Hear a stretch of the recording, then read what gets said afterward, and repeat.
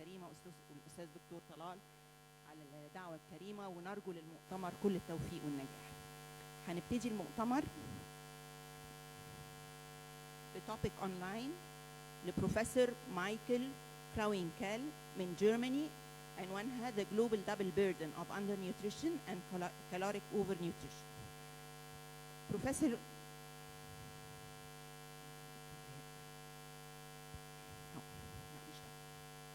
Professor Maichel Karwinkle has completed an undergraduate training in medicine and is a postgraduate training in pediatrics from 1999 to 2016. He has been a full professor of human nutrition, international nutrition, and pediatrics at the Justus Liebig University, Gießen, Germany, and continues to work with the International Nutrition Working Group of the Institute of Nutritional Sciences of the University in Gießen, Germany. He has been time-wise advisor to the German Agency for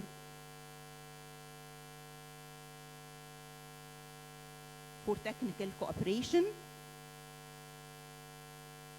KfW Development Bank, the German Academic Exchange Service, and the Wealth Hungergevel German Agro Action to the World Health Organization, the Medical Research Council South Africa, and the Danish Council for Strategic Research. He has been teaching child health pediatrics in the tropics and international nutrition in Austria and the Hebrew University of Jerusalem at Rehovot, Israel. Maichel Karwinkle has experiences in research on micronutrient deficiencies, childhood malnutrition, diet and diabetes mellitus type 2, complementary feeding, and health diets for children. He has been involved in research projects with the Food and Agriculture Organization of the United Nations on complementary feeding, with World Vegetable Center on bitter gourd, with the Karolinska Institute, Sweden, and 8 other partners, others on fruit and vegetable consumption of school children in Europe. Recent research was focused on the nutritional use of the baobab in East Africa and nutrition of garment workers in Cambodia, as well as the increase in dietary diversity in East Africa. Professor Maichel Karwinkle will be with us online.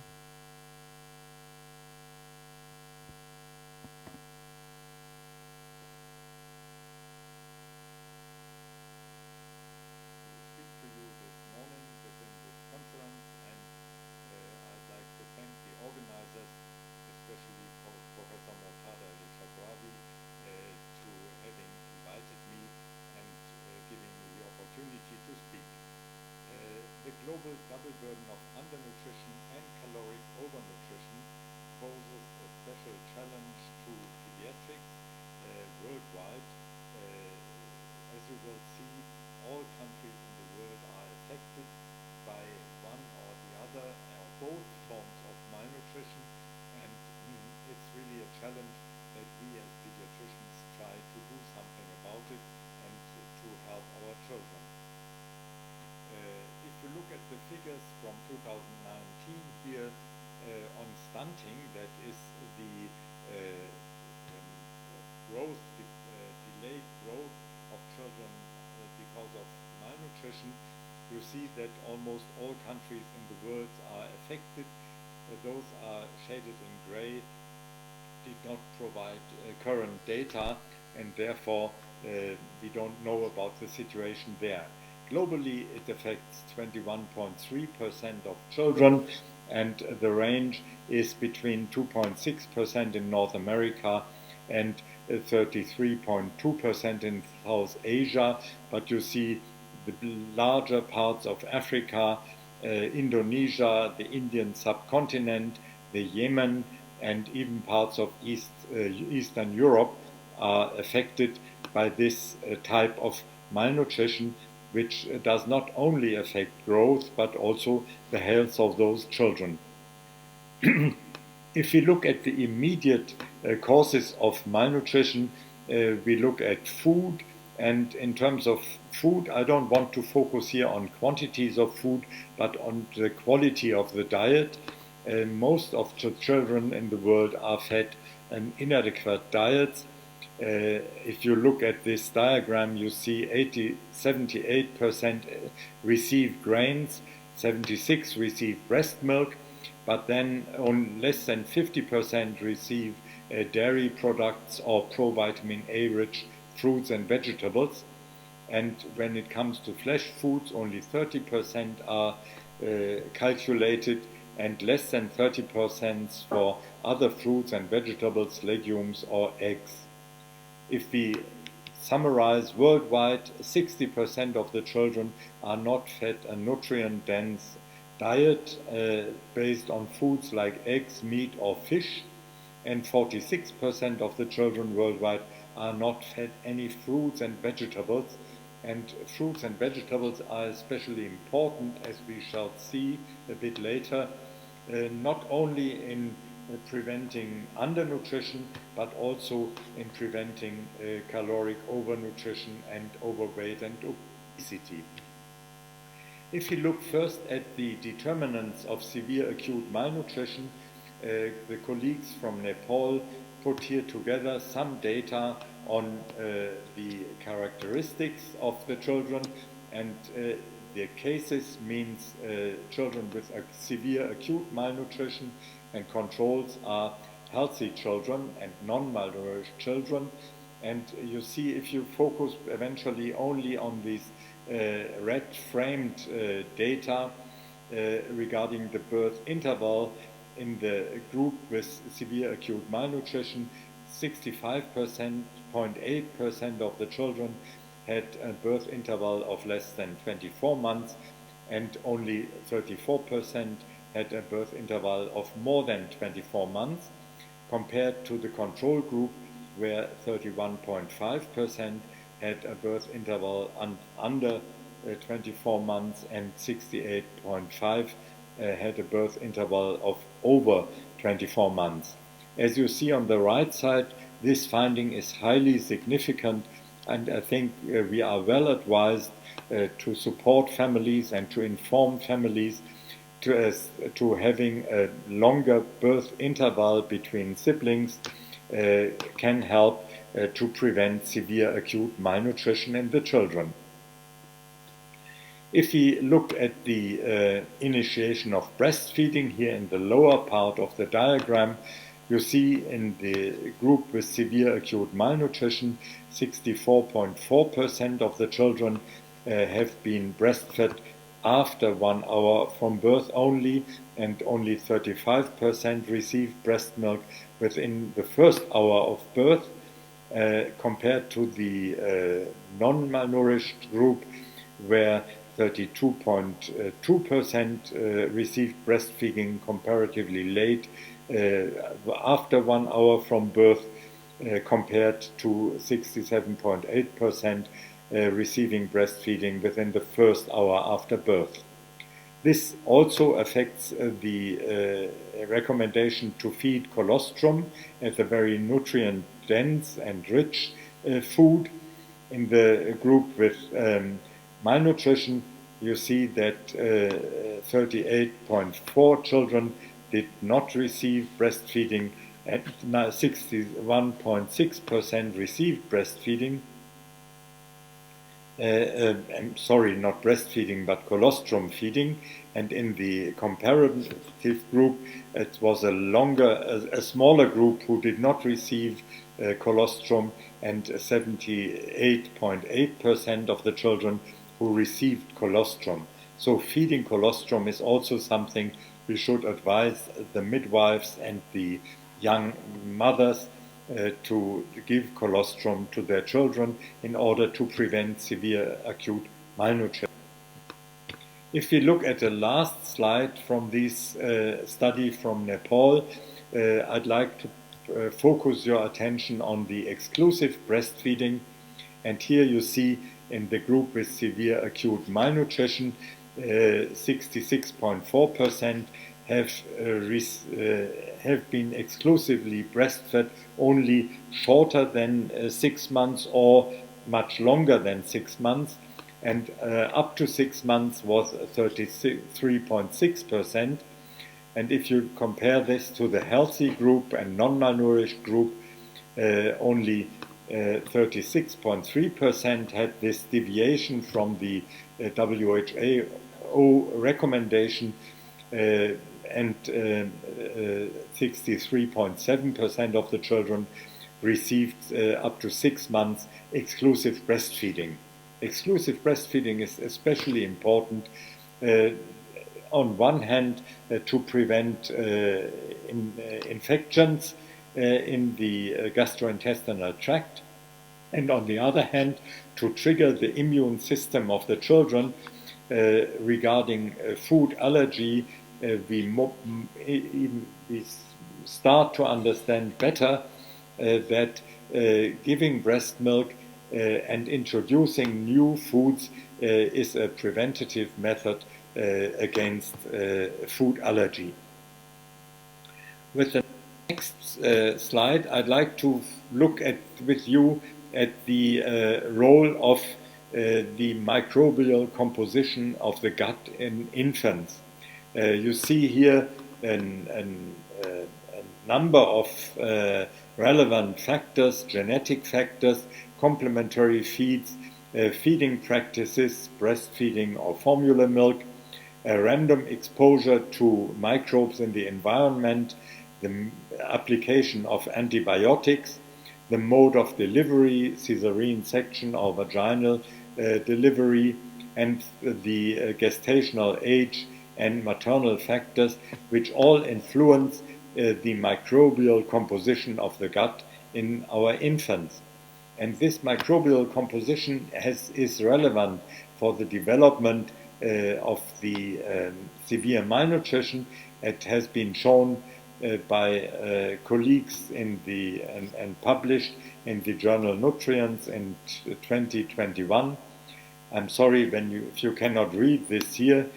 I'll send the reference, and here you see how these intestinal microbiota affects the development of malnutrition. In case of a diet with low fiber and low energy and low micronutrients, we see a microbiota shift.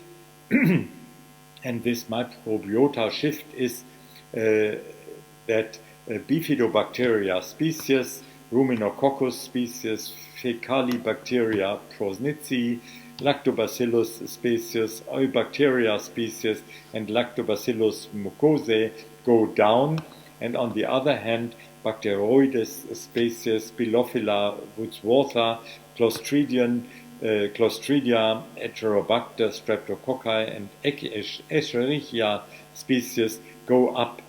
And this change in the gut microbiota predisposes diarrheal infections, and the type of short-chain fatty acid production goes down, and this makes the gut mucosa more sensitive to all types of inflammation.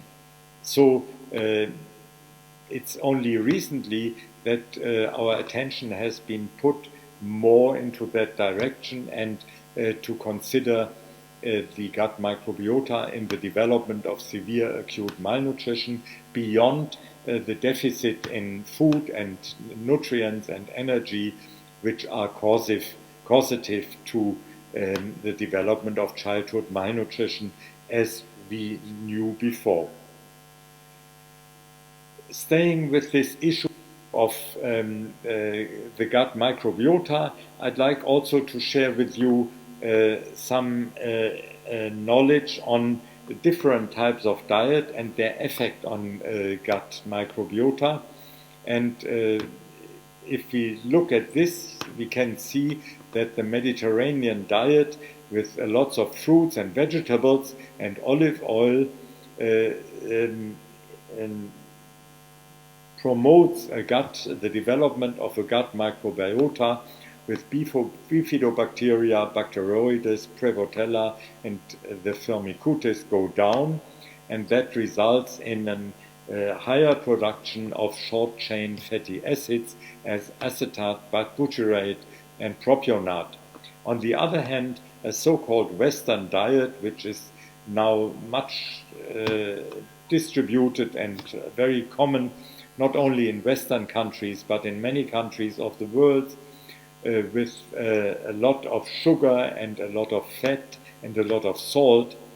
And this induces a gut microbiota where bifidobacteria, Bacteroides and Prevotella are much less prevalent, and Firmicutes chymes bacteria are much more prominent.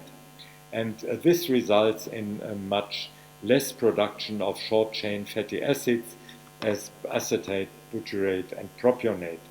So diet exerts health effects beyond its nutrient content, because the bioactive compounds in these vegetables and fruits especially help us to feel satiety and to normalize our cortisol and our cholesterol levels, and are very beneficial in many regards. If this Western diet is more and more prominent, I said already, this is nothing focused on Western countries anymore, but in a recent publication on overweight and obesity in China, you see here that in children under 6 years, more than 5% are overweight and 3% are obese already. In the children 6 to 17 years, more than 10% are overweight and about 8% are obese. And if we look at adolescents and young people above 17 years, you see the rate of overweight increases to almost 35% and obesity to 15%. This is a very worrying development. These data come from China, but in many countries we see this. The World Health Organization recently confirmed an older observation that in many countries more than 50% of the adults are nowadays overweight or obese, and this is really something challenging our health systems now and in future, and this can only be addressed by effective, preventative methods, a better diet, a more healthy diet, avoiding foods which make us overweight and obese.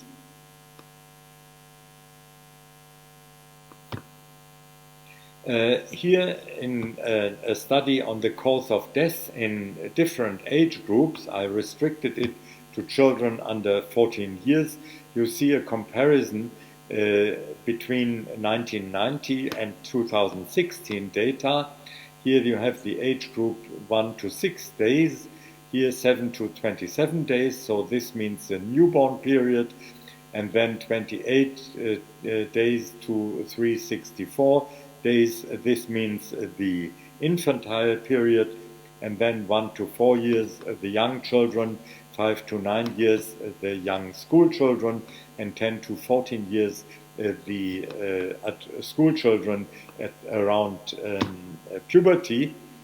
And sorry, that is not so easy to read, but what I want to address is that in the youngest group and in the infantile group, still neonatal disorders play a big role, and also diarrhea, lower respiratory tract infections, and other common infectious diseases.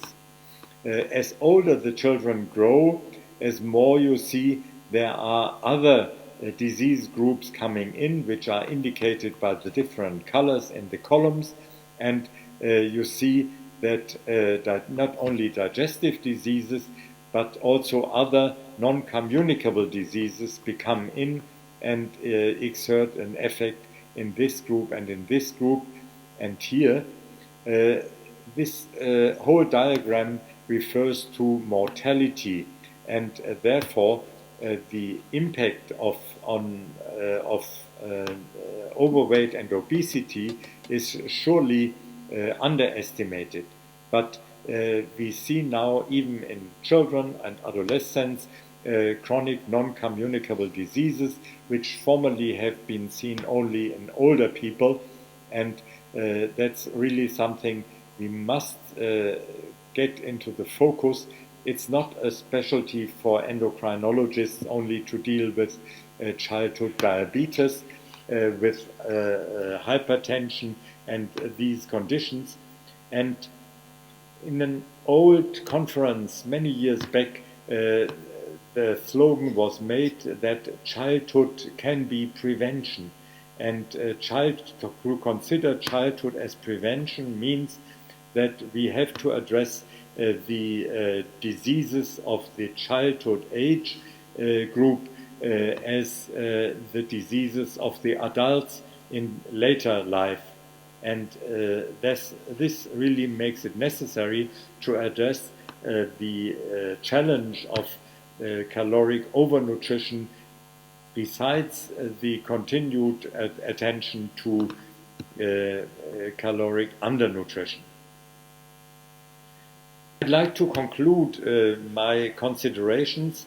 You have seen, whilst food insecurity and undernutrition are still challenging many countries, at the same time the so-called nutrition transition has led to an increasing number of people with overweight and obesity, and this is not only people, but these are children who appear with overweight and obesity.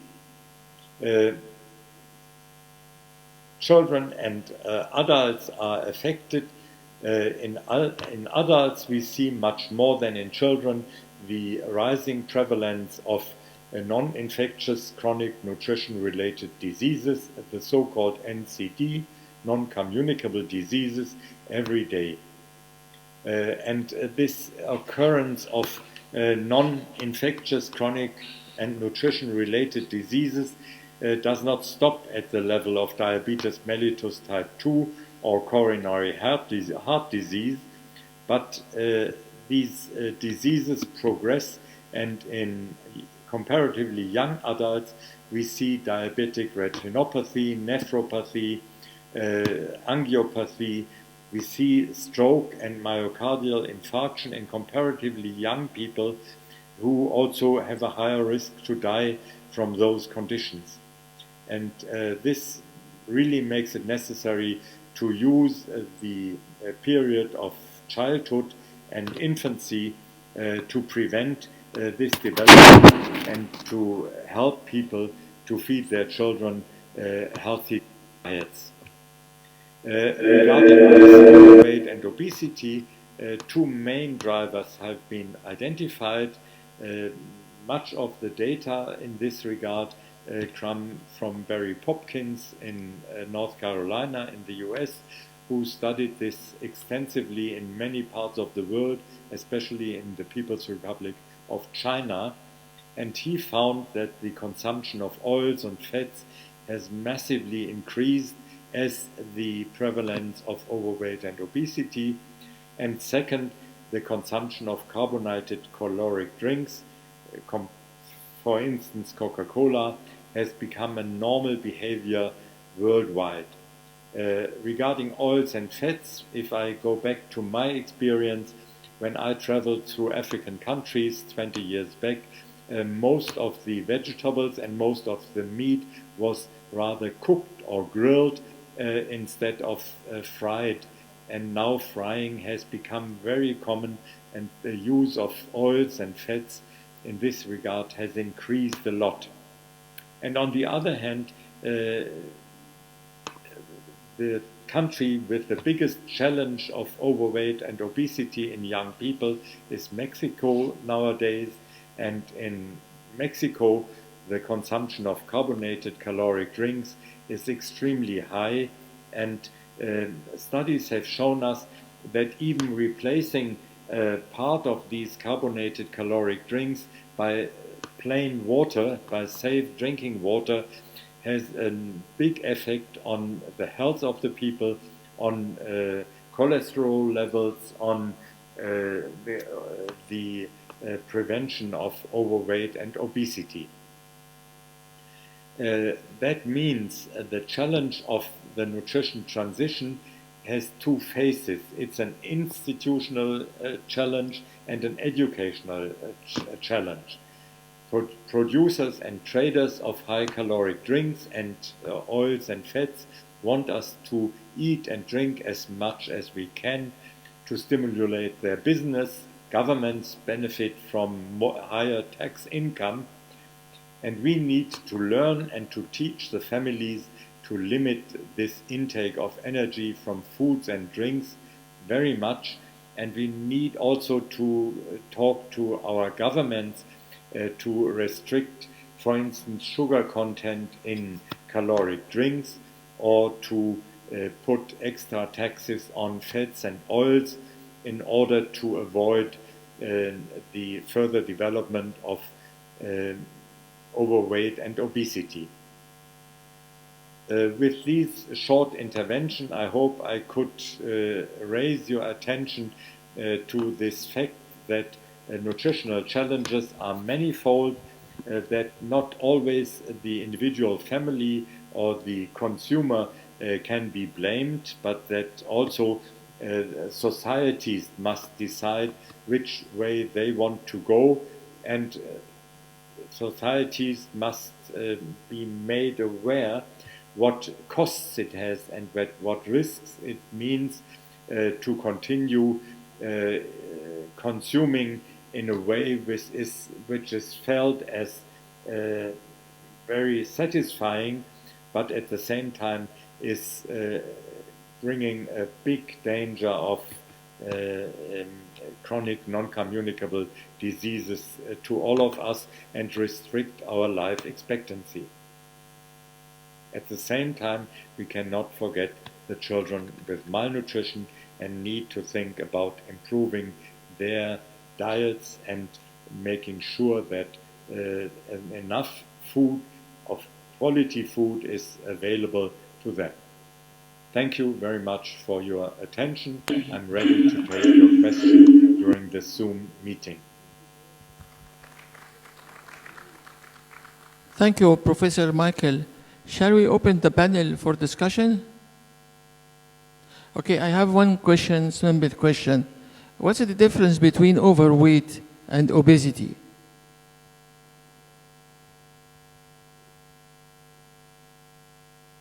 Thank you for your question. Thank you for your attendance in the presentation.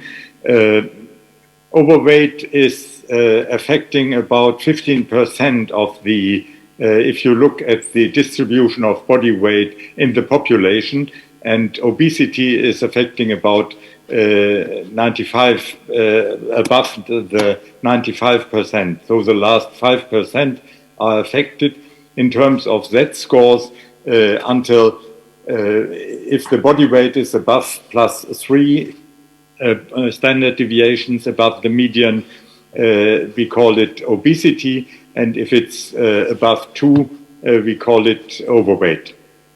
So the management is different for both of them, or are the same? Well, the management is tricky because you have interventions based on dietary recommendations, you have interventions on physiotherapy. In severe obesity, we even consider surgical interventions, reducing the volume of the stomach or preventing the uptake of nutrients and energy from the gastrointestinal tract. So there's a wide range of treatment strategies. As for surgical management, do you recommend a special way, like sleeve operation or something else? No, I think these are really decisions which are to be made in the individual case. Each patient is really different, as you know at least as well as I know. And therefore, it really requires to develop a treatment protocol together with the family and children, together with the family, how to overcome the obesity situation and to prevent the diseases resulting from obesity. Thank you. Yes, Dr. Mortada.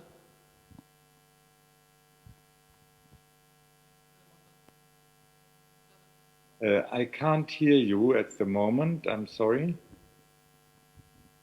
Thank you very much, Michael, for a very, very nice presentation. And thank you for your time. Thanks for participating with us. You are always supporting us. Michael, can I ask you a question which is probably beyond the scope of this lecture and probably came a little bit late? Are you expecting more malnutrition in Europe and in the world after this Russia-Ukraine conflict? And are you expecting more problems with oils all over the world with the lack of export from Ukraine? And will this affect the health of babies, particularly in oil shortage? Mm-hmm. Well, this issue has been raised by UNICEF in recent days. I think yesterday they came up with a global report indicating that ingredients for preparing these ready-to-use therapeutic foods the access to this becomes limited, and that the war is affecting this aspect.